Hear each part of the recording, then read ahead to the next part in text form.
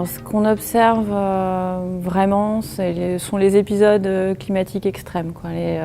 Les épisodes de canicule répétés, les crues, avec une temporalité aussi qui est assez difficile à prévoir au final. Le changement climatique, pour moi, il va se traduire de différentes manières. Les émissions urbaines vont être différentes à travers les précipitations, les eaux pluviales, les eaux usées, également à travers les systèmes de gestion, et puis également comment ces apports urbains vont réagir, vont venir contaminer, déverser dans le milieu, qui a une hydrodynamique qui va évoluer aussi en fonction de ce changement climatique. C'est vrai que le changement climatique nous conduit à faire évoluer le dimensionnement des ouvrages pour faire face à des événements extrêmes,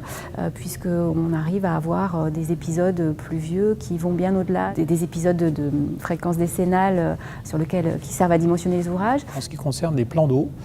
j'ai remarqué le fait d'avoir des modifications des températures, une hausse des températures, une modification des apports venant des bassins versants conduit à une dégradation de la qualité des eaux, une hausse de l'eutrophisation des eaux et donc des problématiques en cascade sur le fonctionnement des lacs et sur les activités humaines qui sont liées, que ce soit des activités de loisirs ou d'usage de l'eau pour faire de l'eau potable par exemple. Les impacts du changement climatique portent sur la répartition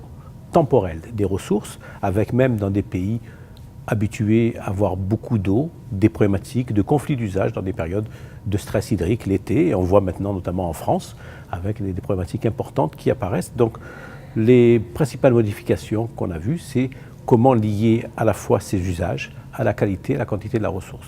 Le deuxième facteur concerne aussi la manière dont les élus, les citoyens nous sollicitent sur ces questions-là, et donc aussi une plus grande sensibilité sur